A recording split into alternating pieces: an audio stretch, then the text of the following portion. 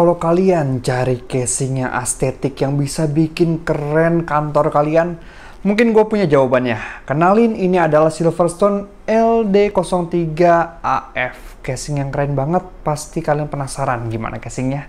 Langsung aja, let's check it out.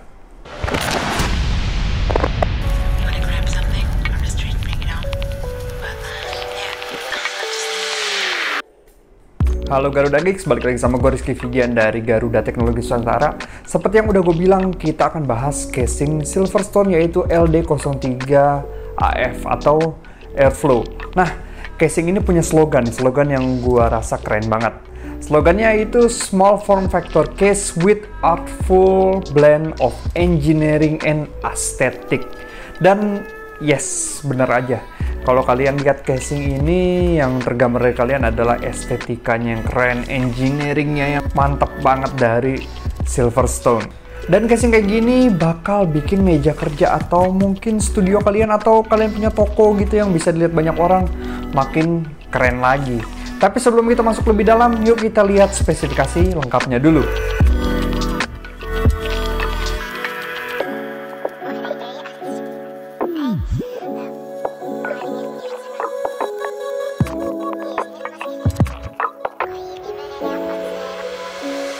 Nah, casing ini punya ukuran yaitu 25,2 liter nih untuk volumenya.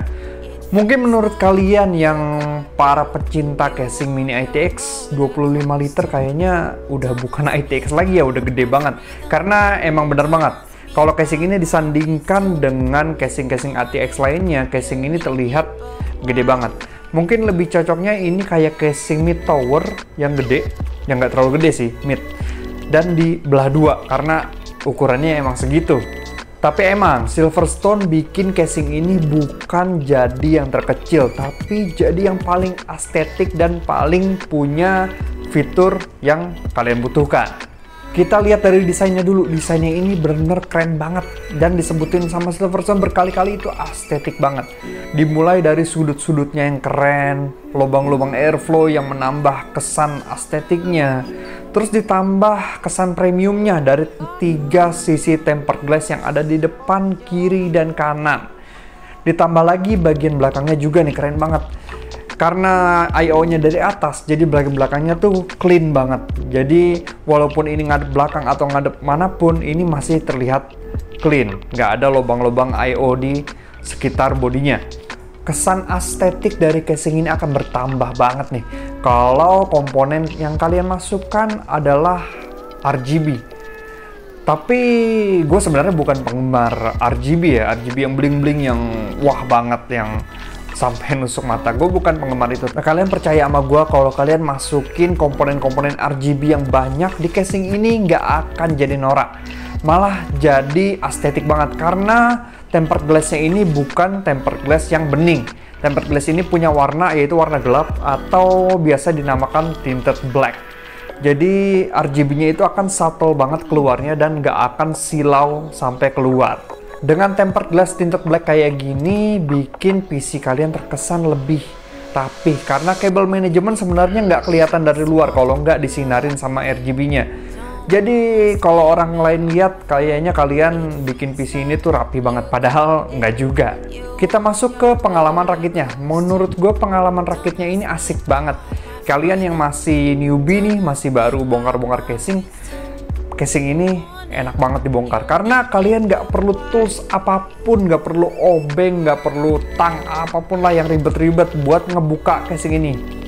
Jadi casingnya di bagian depan kalian tinggal tarik aja. Nggak perlu buka-buka baut apapun, tinggal tarik aja dan langsung kebuka. Dan untuk buka kiri kanannya kalian tinggal tarik, bentuknya kayak tuas, kayak kancing gitu lah. Tinggal tarik aja, ada 2 di tiap sisinya dan kiri kanan akan terbuka. Tapi hati-hati ya untuk bukanya, karena ini tempered glass, hati-hati pecah. Dan bagian I/O atas juga gampang banget dibukanya, tinggal kalian tekan 2 sisi yang sudah ditandain, terus tarik ke belakang.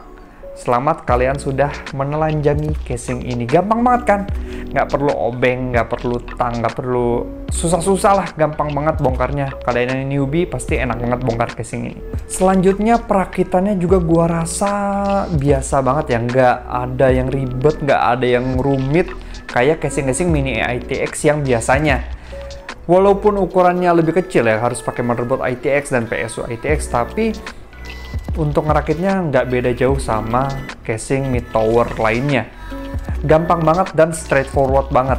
Kalian perlu ingat juga nih, walaupun casing ini lebih luas daripada casing-casing ITX kebanyakan, casing ini hanya support PSU SFX atau SFX-L. Jadi jangan coba-coba tuh masukin PSU ATX di sini, nggak akan masuk. Tapi untuk motherboardnya, Silverstone ngasih pilihan lebih dari ITX nih, karena Silverstone juga ngasih motherboard DTX untuk bisa dimasukkan ke casing ini. Jadi enak banget, pilihannya jadi lebih banyak. Untuk VGA nggak perlu ditanya lah, casing ini bisa nampung VGA yang wah powerful sekalipun bisa masuk ke sini. Selain itu kalian juga masih bisa masukin hard disk 3,5 inch 1 biji atau SSD atau hard disk 2,5 inch 2 biji di casing ini, lumayan fleksibel di situ. Nah, ada satu fitur yang menurut gua canggih nih, yaitu front USB Type-C. Front USB Type-C ini udah mulai ya digarap sama produsen-produsen dari casing lainnya. Dan ini juga membuktikan kalau casing ini sudah future proof, dan motherboard modern yang udah bisa front USB Type-C bisa pakai casing ini dengan nyaman banget. Nah, ada hal nih yang perlu jadi catatan buat kalian. Ada lempengan di bawah motherboard dan di bawah storage yang bisa dilepas dari casing. Jadi ini mungkin kalian bisa ngeliat ini memudahkan kalian buat masang motherboardnya di luar casing biar lebih gampang. Tapi sebenarnya enggak.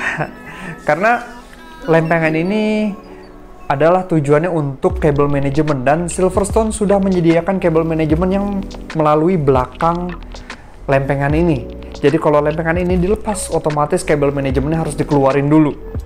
Dan yang gue lakukan adalah gue melakukan itu, dan saat masang lagi itu wah cukup bikin sakit kepala sih, susah banget. Tapi setelah tahu celahnya sih gampang lah. Cuman kalau kalian newbie jangan buka itu, kecuali layout motherboard kalian berbeda dari umumnya dan kalian harus ngubah cable management yang udah disediain sama Silverstone. Tapi sejauh itu nggak perlu dibuka lah. Tapi di samping itu gue ngerasa cable manajemennya lega banget, karena ya casingnya yang besar tadi, untuk ngarahin kabel-kabel yang nggak kepake itu jadi gampang banget, dan diumpetinnya juga gampang banget. Dan apalagi kacanya yang tinted black, jadi nggak akan kelihatan dari luar, lebih rapih lagi. Fan di bagian bawah casingnya juga udah ada grillnya, jadi kalian nggak perlu khawatir lah kalau kabel-kabel yang kalian pasang nih, kabel-kabel yang berantakan kemana-mana masuk ke kipasnya, karena udah ada grillnya jadi aman banget, kabel nggak akan masuk ke situ. Nah, di samping segala kelebihannya, ada satu hal yang gue nggak suka nih dari fitur casing ini, yaitu I/O portnya. Yes, I/O portnya ada di bagian atas, which is nggak umum sama sekali ya. Dan kebetulan meja kerja gua udah, cable manajemennya udah gua atur sedemikian rupa untuk I/O port yang ada di bagian belakang. Jadi saat gua rakit casing ini, gua harus ngubah lagi itu cable manajemen agar kabelnya bisa nyampe ke atas casing. Mungkin buat kalian yang baru ngerakit, baru punya meja, itu nggak akan jadi masalah. Tapi kalau kalian yang upgrade dari I/O port normal yang ada di belakang, siap-siap tambahan sakit kepala lagi. Untuk performa nih, casing model kayak gini itu cocok banget sama konfigurasi push-pull ya, dimana yang udah disediakan sama Silverstone ini. Silverstone ini udah ngasih kita 2 fan, jadi kita nggak perlu beli lagi nih fan-nya. Fan di bagian bawah 12 cm, dan di bagian atas juga ada 12 cm. Jadi bagian bawah intake, bagian atas exhaust. Jadi udah push-pull, dan itu emang paling oke sih di casing ini. Mungkin satu masukan dari gua kali ya buat Silverstone, mungkin kipas yang ada di bagian bawah ini diganti sama yang lebih gede, entah itu 14 cm ataupun 20 cm mungkin kalau bisa masuk. Dengan kipas yang lebih gede kita bisa dapetin airflow yang lebih baik dengan suara yang lebih silent. Nah, dengan ukuran casing yang gede juga nih, kalian bisa make CPU cooler yang lebih powerful lagi. Bukan CPU cooler kayak gua ini yang emang disediain buat casing-casing ITX yang slim. Jadi kalian bisa pakai CPU cooler tower ataupun water cooling 120 mm tuh bisa banget. CPU cooler yang bisa kalian pakai itu maksimumnya ada di 190 mm, which is itu gede banget. Kalian bisa pakai CPU cooler yang single tower ataupun double tower masih bisa dipakai di sini dan pastinya akan lebih adem lagi. Untuk VGA-nya sebenarnya dulu Silverstone pernah ngeluarin casing yang persis kayak gini, cuman nggak ada AF-nya. AF itu adalah airflow, yang mana di AF ini Silverstone memberikan grill yang ada di bagian VGA-nya biar VGA-nya nggak cepet panas, karena banyak komplain dari orang-orang itu ya yang pakai casing ini yang belum AF, itu VGA-nya panas banget karena terlalu dekat sama tempered glass, jadinya VGA-nya nggak ada ruang tuh buat bernafas. Dan di sini jadi lubang, jadi VGA-nya punya banyak ruang banget buat bernafas. Untuk pengujiannya nih, karena CPU cooler yang gue pakai nggak ideal ya buat casing ini, jadi gue nggak akan menguji CPU benchmark di casing ini. Ya gue cuma bisa nguji VGA-nya di casing ini karena ini udah menggunakan AF atau versi airflow. Gue akan melakukan pengujian singkat aja melalui 3D Mark TimeSpy Graphic Test 2 yang gue looping selama 15 menit. Dan gue juga akan membandingkan saat casing ini menggunakan side panel VGA-nya dan saat tidak menggunakan side panel VGA-nya. Seberapa besar sih perbedaannya? Langsung aja kita lihat chartnya. Nah, kelihatan nih perbedaan antara saat pakai side panel dan tidak pakai side panel itu ada perbedaan sekitar 3 derajat. Jadi saat pakai side panel itu suhu VGA-nya, suhu VGA core-nya dan VRM-nya itu naik 3 derajat dibandingkan nggak pakai. Tetap naik ya, tapi ini jauh lebih baik karena kalau nggak ada airflow-nya, ini bisa jauh banget naiknya. Mungkin bisa 5 sampai 10, mungkin 15 bisa naik banget dan kacanya akan panas banget. Tapi karena ini sudah di-upgrade jadi versi airflow, jadi VGA-nya punya ruang banyak buat bernafas. Dan pastinya nggak bikin ruangan di casingnya itu panas, nggak jadi hotbox lah. Jadi kalau kalian para PC builder yang mengedepankan banget estetika, keren, dan juga elegance di sini, mungkin ini casing yang cocok banget buat kalian. Karena kapan lagi gitu, dengan harga 1,8 jutaan kalian bisa dapat casing keren, estetika paling depan dengan teknologi-teknologi yang oke banget di casing ini.